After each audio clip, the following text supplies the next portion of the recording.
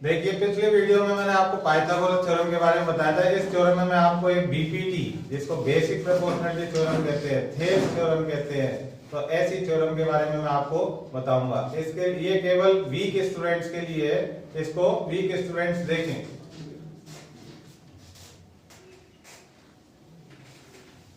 हम एक ट्राइंगल बनाएंगे जिसमें ए बी एंड सी, और यहां लिखना है हमें डी और यहां लिखना है ई। फिर उसके बाद में हमें ये ट्राइंगल क्या है ऐसे याद रखना पड़ेगा कि ये हमें कैसे तैयार करना है। तो ये डी से ई को ज्वाइन करेंगे, सी के डी को ज्वाइन करेंगे, इस ई से हम इधर एक परपेंडिकुलर ईएफ ड्रॉ करेंगे और एक ये परपेंडिकुलर डीजी ड्रॉ करेंगे। इतना काम हमें करना ही पड़ेगा, ये चीज हमें याद रखनी पड़ेगी कि ये ट्राइंगल बनाना है और हमें इस तरीके से काम करना है। उसके बाद में इसमें जो गिवन है हमें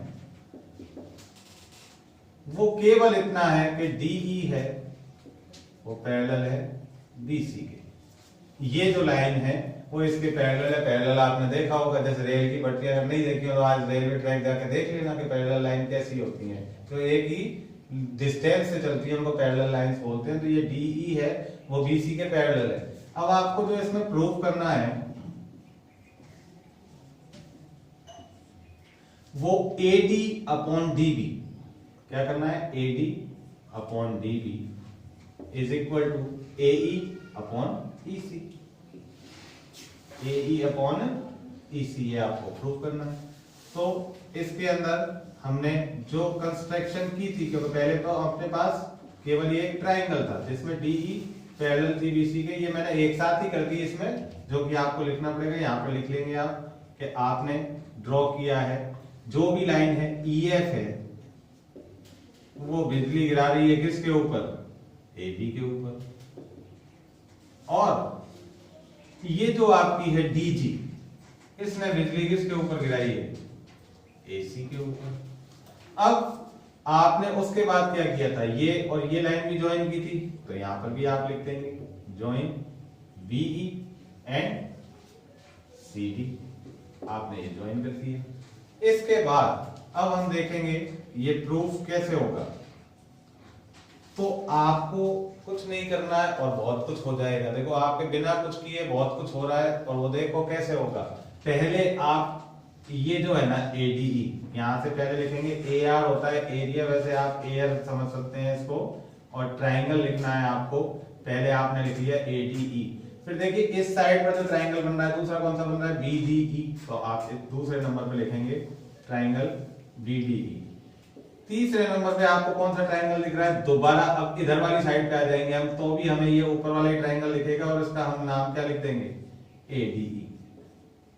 अब चौथे नंबर पे हमें कौन सा ट्राइंगल लिखा, सीईडी, तो हम इसका नाम लिख देंगे ट्राइंगल सीई और डी। अब इज इक्वल टू का साइन लगाना है आगे। चारों में पहले हमें 1/2 1/2 1/2 एंड 1/2 लिखना है। 1/2 लिखने के बाद में हमें इसमें मल्टीप्लाई का निशान है वो भी चारों में लगाना है। अब आपका काम वही, हम तो क्या होता है जो प्रूव होता है ना उसी के पास जाते हैं। हमने पिछले वीडियो में भी आपको दिखाया कि हमारा उसके बाद जाना हमें कहाँ होता है, प्रूव वाले के पास। अब यहां जो लिखा हुआ है ना वो 1 नंबर पे आप इसको लिख देंगे, 2 नंबर पे आप इसको लिख दीजिए, 3 नंबर पे आप इसको लिख दीजिए और 4 नंबर पे आप इसको लिख दीजिए। ठीक है। अब आपको फिर वही मल्टीप्लाई का साइन चारों में लगाना है। उसके बाद अब आपको कहां जाना है, पहले 2 के लिए आपको इस ईएफ के पास जाना है, ईएफ के पास जाना है। और आपको ऐसे भी ध्यान रखना है कि ये बिजली एबी वाली लाइन पर किसने गिरा रखी है, ईएफ ने, तो हमें दोनों में ईएफ लिखना है। अब दूसरी वाली साइड में अपने इधर वाली साइड काम में ली थी अपन ने, तो इधर वाली साइड पर बिजली किसने गिराई है, डीजी ने, तो यहां पर हम लिख देंगे डीजी। अब हमारा ये पहला, ये दूसरा, ये तीसरी और ये चौथी।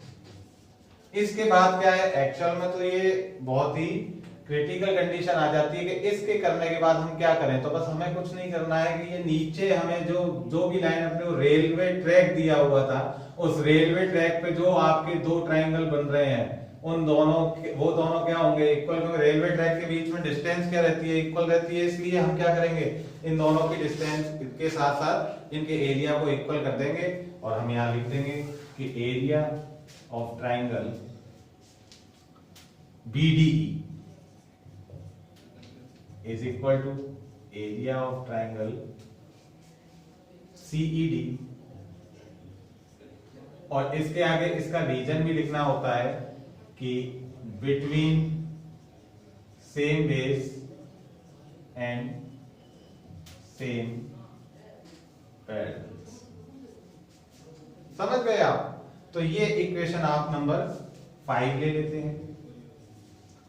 अब आपको पता है कि जब इन दोनों का एरिया इक्वल है, कौन कौन सा, BDE और CED, तो हम इसमें क्या करते हैं, इसमें लिख लेते हैं एक बार इनको, पहला नंबर अपॉन दूसरा नंबर, यानी area of triangle ADE upon area of triangle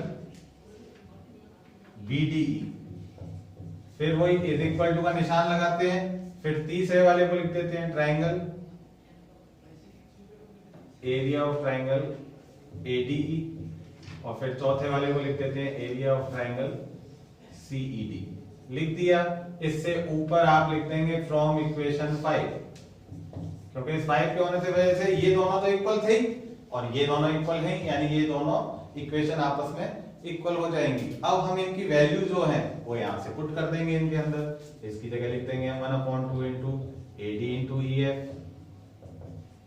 और इसकी जगह हम पुट कर देंगे 1/2 इंटू DB इंटू EF, फिर इधर हम पुट कर देंगे 1/2 इंटू AE इंटू DG, और फिर इसकी जगह हम पुट कर देंगे 1/2 इंटू EC इंटू DG।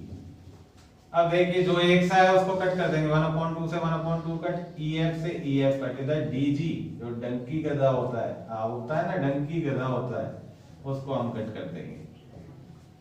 तो DB is equal to AE upon EC, जो कि आपका क्या है, प्रूफ है।